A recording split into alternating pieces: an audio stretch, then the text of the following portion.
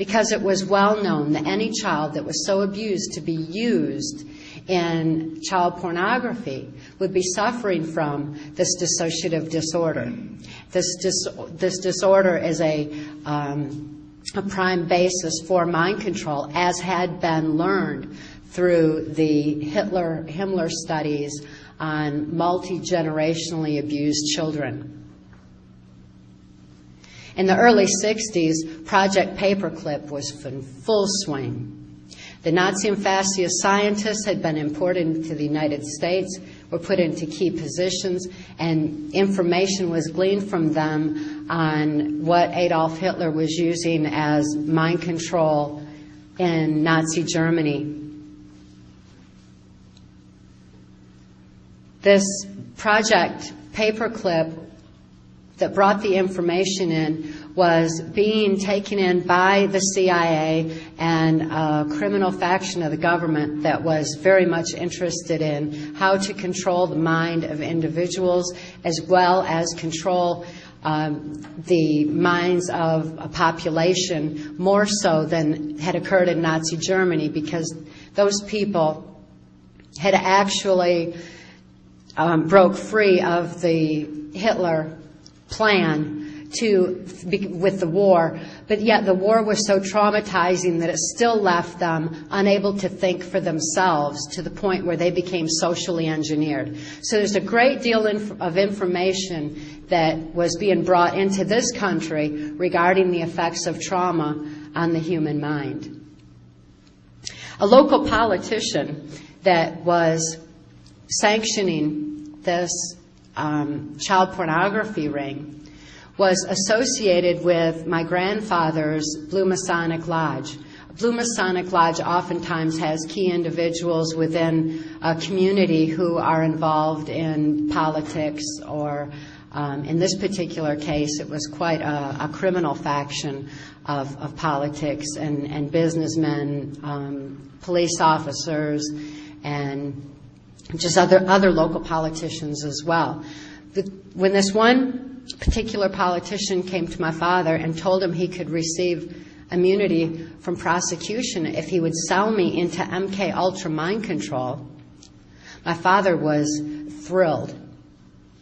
He agreed to sell me into the project and was trained in how to raise me for MK Ultra. My father was immediately flown to Boston, Massachusetts, where he was given the information on the language of the subconscious, or how to speak to the subconscious mind. And that's NLP, or neuro-linguistic programming. Because by that time, the abuse was extensive to the point where when extreme trauma occurs in certain situations, such as like when a person is in an automobile accident, you may have heard stories where they had a near-death experience and it was as though their spirit were above everything and looking down on the event from a high-up position. It's as though the spirit takes flight from the body in order to escape the pain, and there's like an overview of it. And within that overview, very oftentimes after people survive, they can recall very key events that have occurred around their accident, such as other license plate numbers, or maybe even something more on a spiritual level where they feel love energy of someone who is praying. There are many different aspects that people come back and report from this higher up view of when an extreme near-death trauma has occurred to the point where their spirit had left and then reattaches. And when it comes back, there is that photographic memory surrounding the trauma as well. These are natural phenomena that are associated with the human body that was well known by those who were studying MK Ultra mind control. They knew that even though I was compartmentalizing memory of my abuse so that the rest of my mind could function normally as though nothing had happened, For example, when my father would sexually abuse me, I wouldn't think of it when I was in other situations. I couldn't think to bring it to mind. And they thought, what better place to store government secrets than in the brain of someone who can't think to bring that information to mind? And yet, at the same time, because of the extreme trauma that was going on, my brain was also photographically recording events surrounding that trauma. So within that compartment of my brain was also a photographic memory.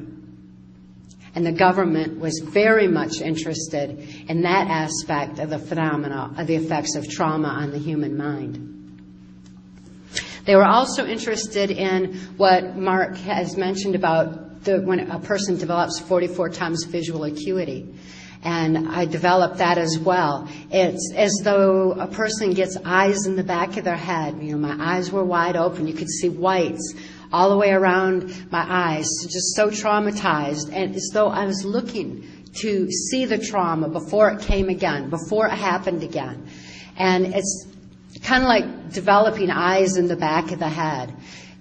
The senses become extremely super heightened, like the way perhaps a blind person would develop better hearing.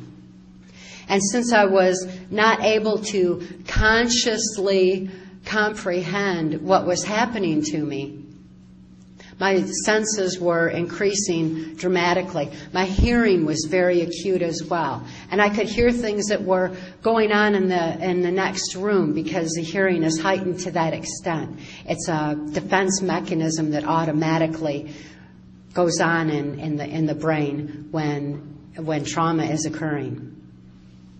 Additionally, this kind of sensing goes into an area that gives like a psychic perception. And I hesitate to use the word psychic because it's been misused in many, many ways.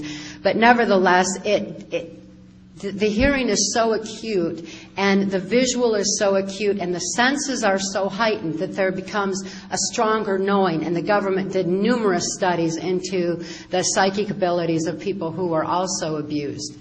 These all were adding up into reasons why there was a faction of our government that was looking into what the Hitler-Himmler studies had revealed. Additionally, when a person compartmentalizes memory, after so many compartments develop, there's no continuity of thought. There's no memory of what happened before.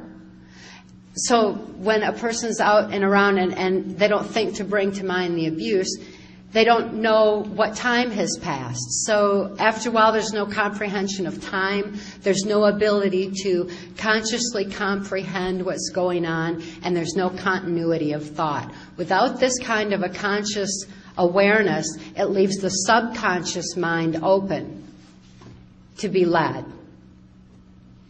A person becomes highly suggestible.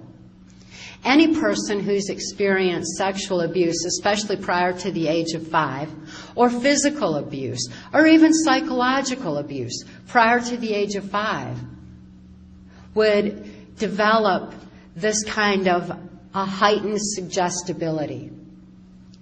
It's well known that when trauma occurs, people become highly suggestible. When traumas occur in our society, such as what happened 9/11, many people in this country PTSD'd. They developed post-traumatic stress disorder. This PTSD left people unable to think clearly for themselves. They were very fearful. They were very emotionally distraught over what had happened.